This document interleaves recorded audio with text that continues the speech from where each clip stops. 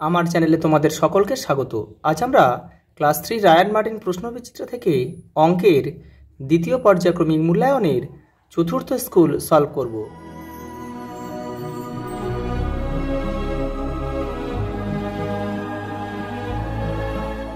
দেখো, প্রথম প্রশ্ন দেখো, 41 সংখ্যাটি জোড় নাকি বিজোড় সংখ্যা? দেখো, বিজোড় সংখ্যা, বিজোড়। কারণ কি, দেখো বিজোড় সংখ্যার শেষে 1, 3, 5, 7, 9 থাকে। এখানে কি আছে? 1 আছে, তাই এটা বিজোড় সংখ্যা। পরেরটা দেখো, কোনো বিজোড় সংখ্যাকে 2 দিয়ে ভাগ করলে কত ভাগশেষ থাকবে? 1। পরেরটা দেখো, 6টি 7-এর যোগফল কত? তাহলে 6 7 কত? 42। 2 থেকে 10 পর্যন্ত মোট কতগুলি জোড় সংখ্যা আছে? দেখো কতগুলি আছে, দেখো 2, 4, 6, 8, 10। তাহলে দেখো 2, 4, 6, 8, 1, 2, 3, 4, 5, অতএব 5টি। পরেরটা দেখো, 3টি 50 পয়সা সমান কত টাকা? তাহলে 3টি 50 পয়সা মানে 150 পয়সা। তাহলে 150 পয়সা মানে তার মানে 150 পয়সা। 150 পয়সা মানে এখানে 1 টাকা 50 পয়সা, বা আমরা লিখতে পারি 1.5 1.5 টাকা, এটা আমরা লিখতে পারি। পরেরটা দেখো, 8 জোড়া কলা সমান কতগুলো? দেখো 1 জোড়া সমান সমান আমরা জানি কি 2টি। তাহলে এখানে 8 জোড়া মানে 8 2 16, 16টি। পরেরটা দেখো, এখানে একটা সংখ্যা দিয়েছে, তাকে ভাগ করলে 4 হবে। তাহলে আমরা এটার সঙ্গে এটা কী করে গুণ করে দেবো? দেখো 9 4 36, 36কে দেখো 9 দিয়ে ভাগ করলে 4। দেখো জোড় সংখ্যা আর বিজোড় সংখ্যা যদি যোগ করা হয় তাহলে কি হবে? তাহলে হবে বিজোড় সংখ্যা হবে, বিজোড় সংখ্যা হবে। দেখে নাও, জোড় সংখ্যা 2, বিজোড় সংখ্যা 3। তাহলে যোগ করো, দেখো 3 আর 2 5, দেখো 5 একটা বিজোড় সংখ্যা। একটি আয়তকার চিত্র আঁকতে কমপক্ষে কটি দেশলাই কাঠি লাগবে? দেখো 6টি। কী হবে? দেখো এই একটা, 2টো, 3টে, 4টে, 5টা, 6টা।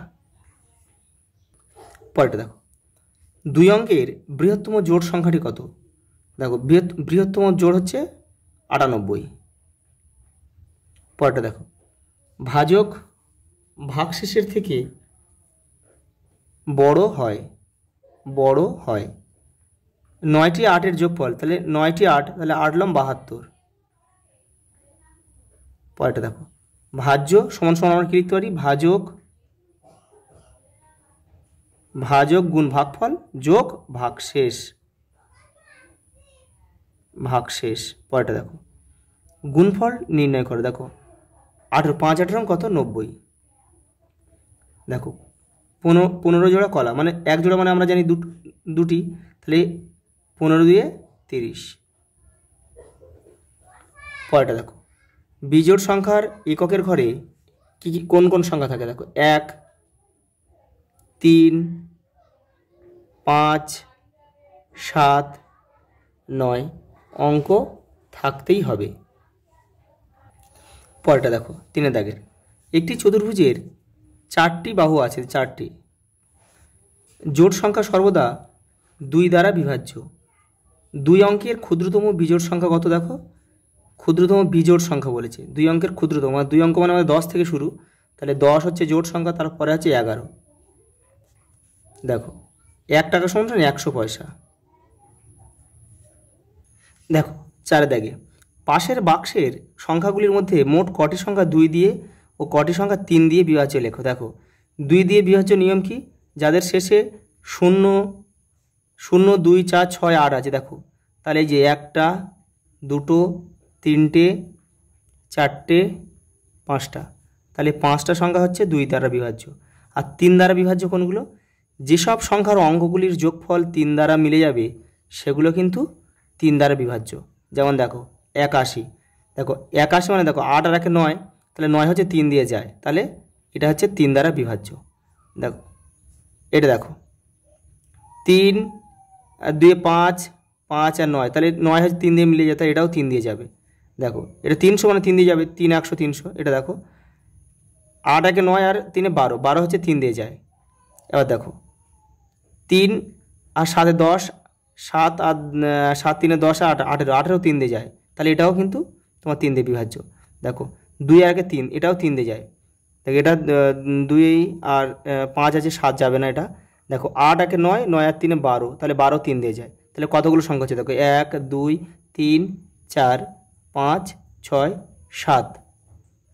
এই 7টা সংখ্যা হচ্ছে তোমার 3 দ্বারা কিন্তু বিভাজ্য।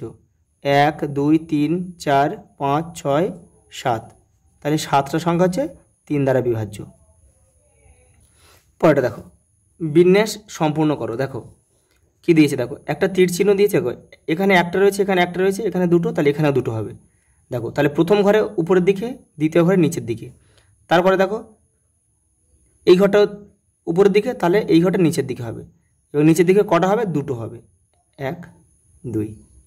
দেখো পরেরটা দেখো, দেখো বক্সটা লক্ষ্য করো, বক্সটা সবই এক আছে, তাহলে একটা বক্স এখানে আমরা আগে আঁকি। এই এবার দেখো এখানে প্রথমে এই যে একটা রেখা দিয়েছে, দেখো রেখাটা পরের বারে গিয়ে দেখো ঘুরে গিয়ে এখানে চলে এলো, তারপরে বারে দেখো ঘুরে নিচে চলে এলো, তারপরে তাহলে এবারে কি বাম দিকে উঠে যাবে, অর্থাৎ এইখানে হবে। এই হয়ে গেল। পরেরটা দেখো, প্রথম পদ্ধতিতে গুণ করে দেখাও। দেখো এখানে দুটো দিয়েছে, দেখো দেখে নাও, ভালো করে দেখে নাও। 175কে 5 দিয়ে গুণ করতে হবে। এখানে দেখো 175টাকে আমরা কীভাবে ভাঙতে পারি, 170 আর 5 মানে স্থানীয় মানে ভাঙতে হবে। ভেঙে দেখো প্রত্যেককে, দেখো 100কে 5 দিয়ে গুণ করেছি, যেহেতু এই 5 রয়েছে, দেখো 70কে 5 দিয়ে গুণ করেছি, 5কে 5 দিয়ে গুণ করেছি। গুণ করে দেখো 100কে 5 দিয়ে গুণ করে 500, 70কে 5 দিয়ে গুণ করে 350, আর 5কে 5 দিয়ে গুণ করে 25।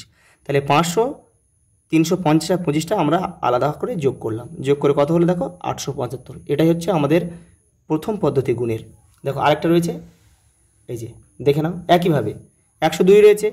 দেখো এখানে দশকের ঘর শূন্য আছে বলে এখানে দুটো ঘর করেছি, দেখে নাও এই 100 আর এখানে 2, তাহলে এখানে 6 দিয়ে 100কে গুণ করলাম 600, আর 2কে 6 দিয়ে গুণ করলাম দেখো 12, তাহলে 600 আর 12 যোগ করলাম কত হলো 612। পরেরটা দেখো, বাহুর সংখ্যা নির্ণয় করো। দেখো এখানে কটা বাহু আছে, দেখো 1 2 3 4 5 6, 6টি বাহু আছে। এখানে দেখো ক্ষয়টা দেখো 1 2 3 4 5 6 7, 7টি বাহু আছে। এখানে দেখো 1 2 3 4 5, 5টি বাহু আছে। এইবার দেখো পরেরটা দেখো কি বলেছে, 8এরটা বলছে এই চিরুনিটার দাম কত, 15 টাকা 50 পয়সা। বলের দাম কত, 140 টাকা 50 পয়সা। মগের দাম কত দেখো 250 টাকা। দেখো আইসক্রিম 10 টাকা 50 পয়সা। ঘুড়ি দেখো 12 টাকা 50 পয়সা। আর এখানে দেখো রুটি দেখো কত 24 টাকা। এখানে কী দিয়েছে, প্রশ্ন এখন কী দিয়েছে দেখো, একটি চিরুনি ও একটি ঘুড়ি কিনলে মোট কত টাকা খরচ হবে। দেখো চিরুনির দাম কত দেখো 15 টাকা 50 পয়সা, তাহলে আমরা লিখতে হলে 15 টাকা 50 পয়সা, যোগ একটা ঘুড়ির দাম কত দেখো 12 টাকা 50 পয়সা। তাহলে দেখো তাহলে 12 টাকা আর 15 টাকা এখানে মুখে মুখে যোগ করে দেখো 12 আর 15 কত হচ্ছে, তাহলে 27, 27 আর এখানে দেখো 50 পয়সা 50 পয়সা 1 টাকা, তাহলে 27 থেকে 28 টাকা। তাহলে 28 টাকা হচ্ছে দুটো জিনিসের দাম। পরেরটা দেখো, একটি বল ও একটি জগ কিনলে মোট কত টাকা দিতে হবে। দেখো বলের দাম কত দেখো 140 টাকা, 140 টাকা 50 পয়সা। আর একটি জগের দাম কত দেখো 250 টাকা, মানে 250 টাকা। দেখো 200 টাকা আর 100 টাকা যোগ করে আগে 300 টাকা, আর এদিকে 50 টাকা আর এদিকে 40 টাকা 90 টাকা, তাহলে 390 আর এখানে 50 রয়েছে, তাহলে 390 টাকা 50। এইটা হচ্ছে উত্তর। পরেরটা দেখো, ভাগফল ও ভাগশেষ নির্ণয় করো। কটা দিয়েছে 1 2 3 4, দেখে নাও একসঙ্গে করে দিচ্ছি, দেখে নাও দেখে নাও। দেখো প্রথমে তুমি এখানে 3 রয়েছে, তুমি 1 খাও, 3 1 কে 3, বিয়োগ করো, তাহলে দেখো ভালো করে দেখে নাও, তাহলে 3 দিনে মিলে গেলো 0। এবার দেখো আমরা এবারে এখানে 0 রয়েছে, 0টা যদি আমরা নামাই, তাহলে দেখো ভালো করে বুঝে নাও এই 0টার কিন্তু একটা ভ্যালু আছে, কিন্তু তুমি যখন এই 0টা নামাচ্ছ তখন কিন্তু এটা বাম দিকে পড়ে যাচ্ছে, কারণ এখানেও 0 হয়েছে, তাহলে এই 0টা কিন্তু একটা বাম দিকে পড়ে যাচ্ছে, সেই জন্য এই 0টার জন্য আমাদের একটা 0 খাওয়াতে হবে। এবার একটা ঘরে দেখো আমরা একই ঘরে একবারই কিন্তু একটা সংখ্যা নামাতে পারি, কিন্তু যখন তোমার প্রয়োজনে একই ঘরে আরও সংখ্যা নামাবে তখন যতগুলি সংখ্যা নামাবে ততগুলি কিন্তু শূন্য খাওয়াতে হবে। তাহলে আমাদের আবার 2টা নামাতে হবে।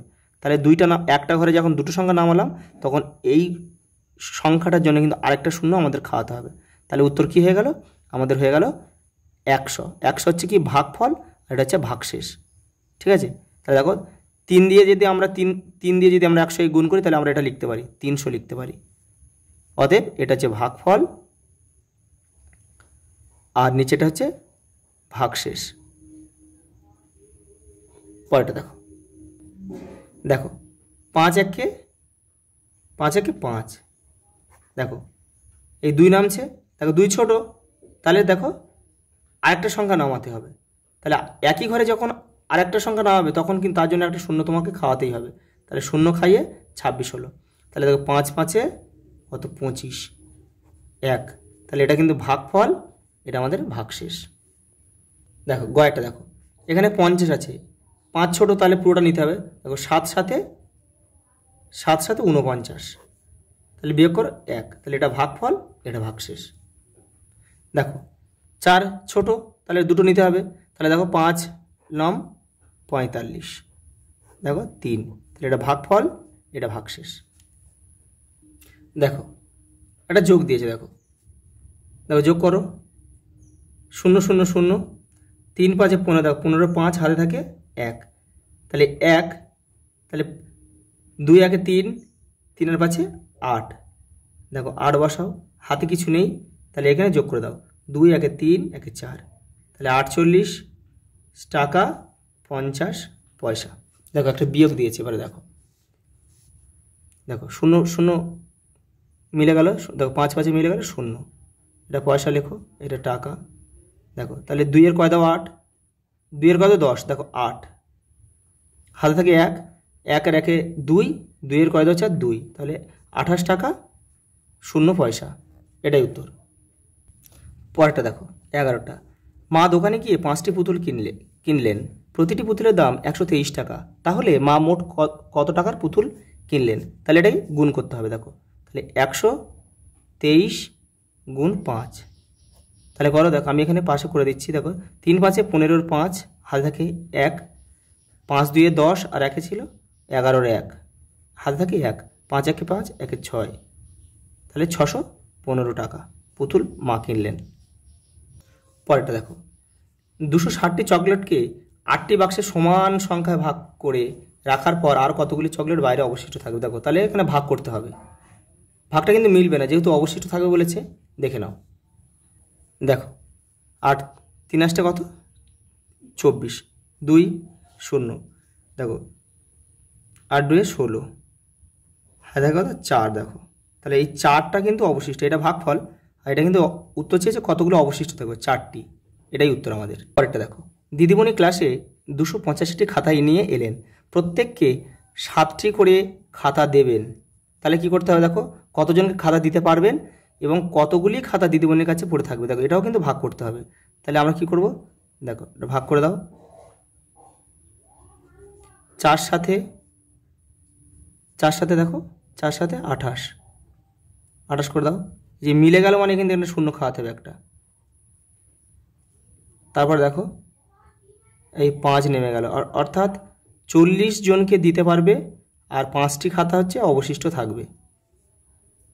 দেখো নিচের ছবিতে কোন আকার কটে আছে লেখো। দেখো প্রথমে ত্রিভুজ আছে, দেখো কতগুলো, দেখো এই একটা ত্রিভুজ রয়েছে, এই একটা, দুটো, এই একটা আর এই একটা, কতগুলো হলো? তাহলে 1 2 3 4 5, এই একটা 6টা, তাহলে ত্রিভুজ আছে 6টা। দেখো বর্গক্ষেত্র কটা আছে? দেখো 1 2 3 4, আবার পুরোটা একটা বর্গক্ষেত্র, তাহলে 5টা, তাহলে এটা 5টা এটা 5টা 10টা, আর এই পুরো একটা, দেখো তাহলে এটা হলো কত? হলো 11টা। বর্গক্ষেত্র মানে কিন্তু প্রত্যেকটা বাহুর দৈর্ঘ্য সমান হতে হবে। দেখো বৃত্ত কতগুলো আছে? দেখো 1 2 3 4, তাহলে 4টে বৃত্ত আছে। দেখো আয়তক্ষেত্র কতগুলো আছে? দেখো দেখে নাও, দেখো এই বক্সটাতে কতগুলো আয়তক্ষেত্র আছে? দেখো এই দুটো বর্গক্ষেত্র মিলে একটা হচ্ছে আয়তক্ষেত্র, তাহলে এদিক থেকে একটা আয়তক্ষেত্র, ওদিক থেকে একটা আয়তক্ষেত্র। আবার যদি আমি উল্টো দিক থেকে দেই, এই পাশ থেকে দেখো এটা মিলে একটা আয়তক্ষেত্র, এটা মিলে একটা আয়তক্ষেত্র, তাহলে কটা হলো? 4টে। তাহলে এখানেও দেখো এই দুটো মিলে একটা, এই দুটো মিলে একটা, আর উপরে দুটো মিলে একটা, নিচে দুটো মিলে একটা, তাহলে চারটে চারটে আটটা, আটটা। এখানে দেখো এই একটা নটা, দেখো এই একটা 10টা, 11টা, এই একটা 12টা, 13টা, তাহলে আয়তক্ষেত্র কটা আছে? 13টা। আজ এই পর্যন্ত, দেখা হবে পরের ভিডিওতে।